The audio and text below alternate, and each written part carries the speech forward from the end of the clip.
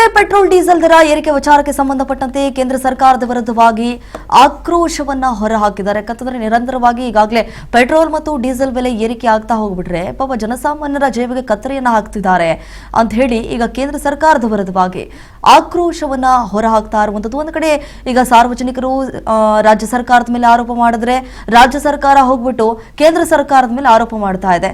So ಬೆಲೆ ಏರಿಕೆಯ ಬಗ್ಗೆ ಈಗ ಕಿಡಿಕಾರ್ತಾ ಇದ್ದಾರೆ ನರೇಂದ್ರ ಮೋದಿ ಅವರ ಬಗ್ಗೆ. ನೋಡಿ, ಎಸ್ಆರ್ ಶ್ರೀನಿವಾಸ್ ಪ್ರತಿಕ್ರಿಯೆ ಕೊಟ್ಟಿದ್ದಾರೆ. ಬೆಲೆ ಏರಿಕೆ ಬಗ್ಗೆ ನರೇಂದ್ರ ಮೋದಿ ಅವರನ್ನ ಕೇಳಬೇಕು ಅಂತ ಹೇಳಿ, ಈ ದೇಶ ಉದ್ಧಾರ ಮಾಡುವಂತಹ ವ್ಯಕ್ತಿ ಅಲ್ಲ ಅಂತ ಹೇಳಿ ಕಿಡಿಕಾರಿದ್ದಾರೆ. ಕೆಎಸ್ಆರ್ಟಿಸಿ ನಿಗಮದ ಅಧ್ಯಕ್ಷ ಎಸ್ಆರ್ ಶ್ರೀನಿವಾಸ್ ಹೇಳಿಕೆಯನ್ನ ಕೊಟ್ಟಿದ್ದಾರೆ. ಮತ್ತೆ ಪೆಟ್ರೋಲ್ ಡೀಸೆಲ್ ದರ ಏರಿಕೆ ವಿಚಾರಕ್ಕೆ ಸಂಬಂಧಪಟ್ಟಂತೆ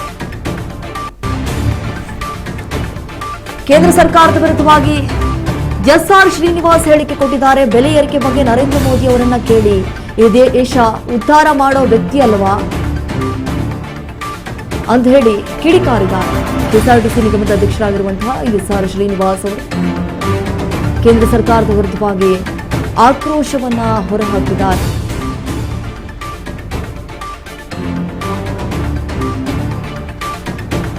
ಈಗಾಗಲೇ ಬೆಲೆ ಏರಿಕೆ ನಿರಂತರವಾಗಿ ಮಾಡಲಾಗ್ತಾ ಇದೆ. ಈಗ ಸಾರ್ವಜನಿಕ ವಲಯದಲ್ಲಿ ಸಾಕಷ್ಟು ರೀತಿಯಾದಂತಹ ಆಕ್ರೋಶ ಕೂಡ ವ್ಯಕ್ತವಾಗ್ತಾ ಇರುವಂತದ್ದು. ಹಾಗಾಗಿ ಇದೇ ಒಂದು ವಿಚಾರವನ್ನ ಮುಂದಿಟ್ಕೊಂಡು ಪ್ರಧಾನಿ ನರೇಂದ್ರ ಮೋದಿ ಅವರಿದ್ದಾರಲ್ಲ, ಅವರನ್ನು ಹೋಗಿ ಕೇಳಿ ಅಂತ ಹೇಳಿ ಎಸ್ಆರ್ ಶ್ರೀನಿವಾಸ್ ಅವರು ರಿಯಾಕ್ಟ್ ಮಾಡಿರುವಂಥದ್ದು. ಈಗಾಗಲೇ 10 ದಿನದ ಅಂತರದಲ್ಲಿ 3 ಬಾರಿ ಏರಿಕೆ ಆಗಿದೆ. ಈಗಾಗಲೇ ಸಾರ್ವಜನಿಕ ವಲಯದಲ್ಲಿ ಸಾಕಷ್ಟು ರೀತಿಯಾದಂತಹ ಟೀಕೆ ಟಿಪ್ಪಣಿಗಳು ಕೂಡ ವ್ಯಕ್ತವಾಗ್ತಾ ಇರುವಂಥದ್ದು. ಮೋದಿ ಅವ್ರನ್ನ ಕೇಳಬೇಕು. ಈ ದೇಶ ಉದ್ಧಾರ ಮಾಡೋ ವ್ಯಕ್ತಿ ಅಲ್ವಾ, ಅದರಿಂದ ಅವ್ರು ಮೋದಿ ಅವ್ರನ್ನ ಕೇಳಬೇಕು. ಜನ ಸಾಯ್ತಾರಲ್ಲ ಮೋದಿ ಮೋದಿ ಮೋದಿ ಅಂತ ಅವ್ರನ್ನ ಕೇಳಿ ಅಲ್ಲಿ ಬಿಟ್ಬಿಡ್ತಾರೆ. ನೀವು ಇಲ್ಲಿ ನಮ್ಮ ಕೇಂದ್ರ ರಾಜ್ಯ ಸರ್ಕಾರ ಏನಾರ ಬೆಲೆ ಇಳಿಸ್ತೀರಾ ಅಂತಾರೆ. ಅದಕ್ಕೆ ಮೋದಿ ಅವ್ರನ್ನ ಕೇಳಬೇಕು. ಲಾಸ್ಟ್ ಟೈಮ್ ಇವರು ಸಿದ್ದರಾಮಯ್ಯ ಅವರು ಅಪೋಸಿಷನ್ ಇದ್ದಾಗ ಸ್ಟಾಲಿನ್ ಅವರು 3 ರೂಪಾಯಿ ಕಡಿಮೆ ಮಾಡಿದ್ದಾರೆ, ನಾನು ಮುಖ್ಯಮಂತ್ರಿ ಇದ್ದೆ 10 ರೂಪಾಯಿ ಕಡಿಮೆ ಮಾಡಿದ್ದೆ ರಾಜ್ಯದಿಂದ. ಅದು ಮುಖ್ಯಮಂತ್ರಿಗಳು ಕೇಳಿ, ಅದಕ್ಕೆ ನಾನೇನು ಉತ್ತರ ಕೊಡ್ತೀನಿ. ದೇಶದಲ್ಲಿ ಸಾಕಷ್ಟು ಸಮಸ್ಯೆಗಳು ಇದಾವೆ.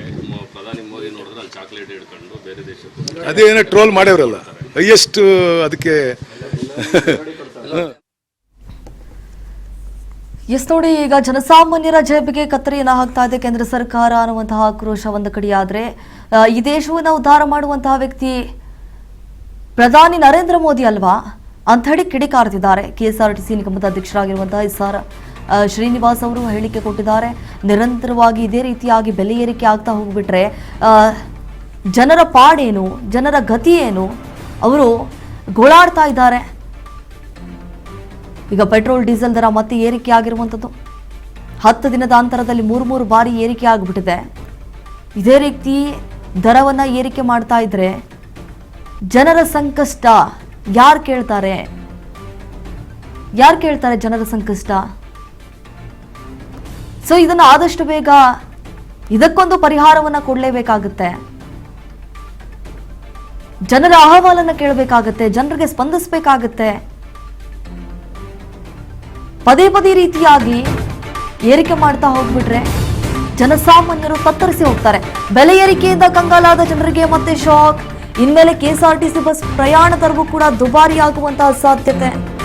ರಾಜ್ಯದ ಜನರಿಗೆ ಜೇಬಿಗೆ ಮತ್ತೆ ಕತ್ತರಿ ಫಿಕ್ಸ್. ಜನರಿಗೆ ಪೆಟ್ರೋಲ್ ಡೀಸೆಲ್ ಬೆಲೆ ಏರಿಕೆ ಎಫೆಕ್ಟ್.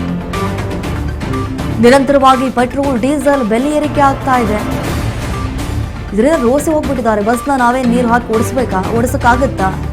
ಈಗಾಗಲೇ ಕೆಎಸ್ಆರ್ಟಿಸಿ ಲಾಸ್ನಲ್ಲಿ ನಡೀತಾ ಇದೆ. ಆಟೋಮೆಟಿಕ್ ಆಗಿ ಬಸ್ ಪ್ರಯಾಣ ದರ ಜಾಸ್ತಿ ಆಗುತ್ತೆ. ನೋಡಿ, ಈಗಾಗಲೇ ಈ ಗ್ಯಾರಂಟಿ ಯೋಜನೆಗಳನ್ನ ಏನು ಘೋಷಣೆ ಮಾಡಿದೆ ಸರ್ಕಾರ, ಜಾಸ್ತಿ 100% ಮಾಡಲೇಬೇಕಲ್ವಾ? ಇವರು ಮೋದಿ ಅವರು ಎಷ್ಟು ಜಾಸ್ತಿ ಮಾಡಿದ್ರು? ಒಂದ್ಸರಿ 3 ರೂಪಾಯಿ 75 ಪೈಸೆ ಮಾಡಿದ್ರು, ಇವತ್ತು 90 ಪೈಸೆ ಜಾಸ್ತಿ ಮಾಡಿದ್ರೆ ನಾವು ಹಂಗೆ ಬಸ್ ಬರೀ ನೀರು ಇದು ಓಡಿಸೋಕ್ಕಾಗುತ್ತಾ? ಜಾಸ್ತಿ ಮಾಡಲೇಬೇಕಲ್ವಾ? ಆಟೋಮೆಟಿಕಲ್ ಆಗುತ್ತೆ. ಈಗ ನಾವು 1200 ಕೋಟಿ ಈಗ ಅರಿಯರ್ಸ್ ಕೊಡ್ತಾ ಇದ್ದೀವಿ. ಅವ್ರು ಇನ್ನೂ ಒಪ್ಕೊಂಡಿಲ್ಲ, ತಿರ್ಗಾ ಕರೆದು ನೆಗೋಷಿಯೇಷನ್ ಮಾಡಿ ಅಂತಾರೆ. 1260 ಕೋಟಿ ರೂಪಾಯಿ ಅರಿಯರ್ಸ್ ಕೊಡ್ತೀವಿ, ಎಲ್ಲಿ ಬರುತ್ತೆ ದುಡ್ಡು? KSRTC ಈಗಲೇ ಲಾಸಲ್ಲಿ ಐತೆ. 100% ಮಾಡಲೇಬೇಕಲ್ವಾ? ಇವರು ಮೋದಿಯವರು ಎಷ್ಟು ಜಾಸ್ತಿ ಮಾಡಿದ್ರು ಒಂದ್ಸರಿ ₹3.75 ಮಾಡಿದ್ರು, ಇವತ್ತು 90 ಪೈಸೆ ಜಾಸ್ತಿ ಮಾಡಿದ್ರೆ ನಾವು ಹಂಗೆ ಬಸ್ ಬರೀ ನೀರು ಇದು ಓಡಿಸೋಕ್ಕಾಗುತ್ತಾ? ಓಡಿಸ್ಲೇಬೇಕು, ಜಾಸ್ತಿ ಮಾಡಲೇಬೇಕಲ್ವ? ಆಟೋಮೆಟಿಕಲ್ ಆಗುತ್ತೆ. ಈಗ ನಾವು 1200 ಕೋಟಿ ಈಗ ಅರಿಯರ್ಸ್ ಕೊಡ್ತಾ ಇದ್ದೀವಿ, ಅವ್ರು ಇನ್ನೂ ಒಪ್ಕೊಂಡಿಲ್ಲ, ತಿರ್ಗಾ ಕರೆದು ನೆಗೋಷಿಯೇಷನ್ ಮಾಡಿ ಅಂತಾರೆ. 1260 ಕೋಟಿ ರೂಪಾಯಿ ಅರಿಯರ್ಸ್ ಕೊಡ್ತೀವಿ, ಎಲ್ಲಿ ಬರುತ್ತೆ ದುಡ್ಡು? KSRTC ಈಗಲೇ ಲಾಸಲ್ಲಿ ಐತೆ. 100% ಮಾಡಲೇಬೇಕಲ್ವಾ ಇವರು ಮೋದಿ?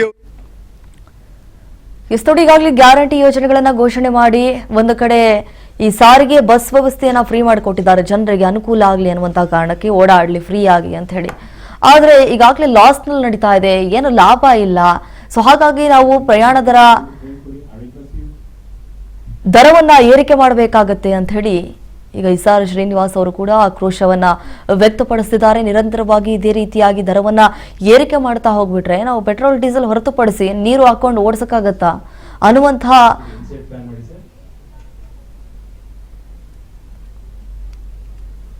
ನೋಡಿ